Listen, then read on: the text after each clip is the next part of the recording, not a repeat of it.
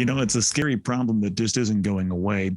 Hit and run vehicle crashes. How can you protect yourself and your family? And there was a recent decision from the Michigan Court of Appeals for those involved in these kinds of crashes that Tom Sinas from Sinas James Law Firm is going to break down for us. Good morning, Tom. Good morning, Todd. How are you? I'm well, thank you. The simple question, if anyone is ever involved in an auto crash, is it ever legal to just drive away from that crash? Simple answer, no, it's not. We have a criminal statute that makes it a requirement for people to do the obvious, natural, human, neighborly thing. Stop. Make sure that the accident is reported to the police. As a matter of fact, that same statute goes on to say that if you don't do that, you don't stop and report the matter to the police, and someone is seriously hurt, that is actually a felony that's punishable by up to 5 years in prison. If someone is killed, that is a felony that is punishable by up to 15 years in prison. So please stop, do the right thing, make sure that the police are called. Unfortunately, hit and run crashes and injuries still occur. How can people protect themselves financially from that? Great question. 3 words: uninsured motorist coverage. It's a funny phrase that when people hear it, they think, why would I purchase that? I have insurance, so I'm not uninsured. I don't need to insure myself more than once. What uninsured motorist coverage is insurance that you purchase to protect you from another careless driver who doesn't have insurance.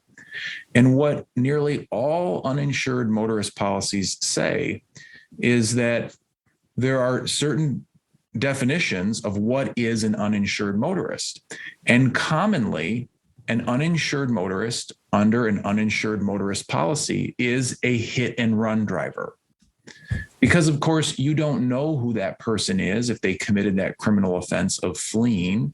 And so uninsured motorist coverage includes hit and run circumstances. So if you're the victim of a hit and run driver, not only are you going to have your no-fault benefits likely through your own insurance company, but if you've purchased uninsured motorist coverage, then your claim for those changes in your quality of life, those are going to be through your own insurance policy under your uninsured motorist coverage component.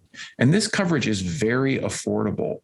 And I encourage people to not only buy it, but to purchase as much of it as they can, because of course, you never know when something terrible is going to happen. You can't necessarily control it.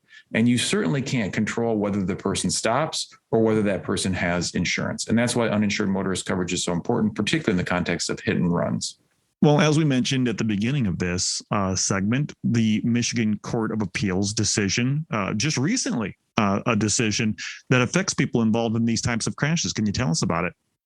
Sure. It's a very unusual case, maybe not all that common of a set of circumstances, but it's something that everybody should be aware of. So this was a case where 2 cars were involved in a crash. The 2 vehicles pulled over on the side of the road. The 2 drivers spoke to each other. They decided they didn't need to call the police, and they decided that they didn't need to exchange information because the damage to the vehicles didn't appear substantial. Well, a bit later, one of the people in one of the vehicles realized that they had injuries that maybe they didn't know of at the time of the crash. And yet that other vehicle was long gone. And because they didn't exchange information, they didn't know anything about that driver or its insurance coverage or anything like that.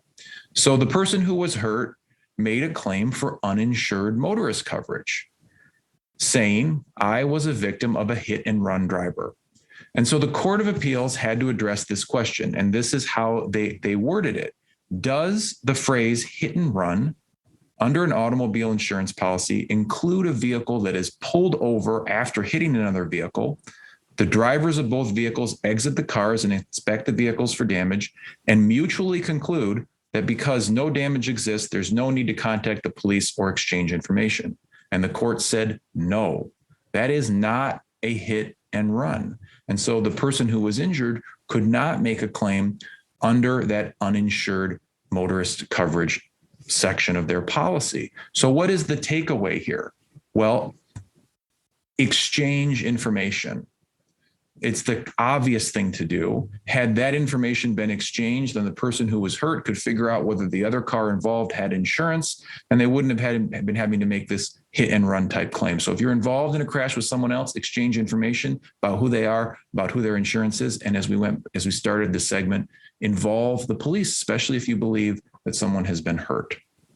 Well, to recap all of this, Tom, first, don't drive away. Stay and make sure you exchange the information and uninsured motor coverage. It's a pretty inexpensive way to protect yourself and your family. If people have any questions about these, where can they go?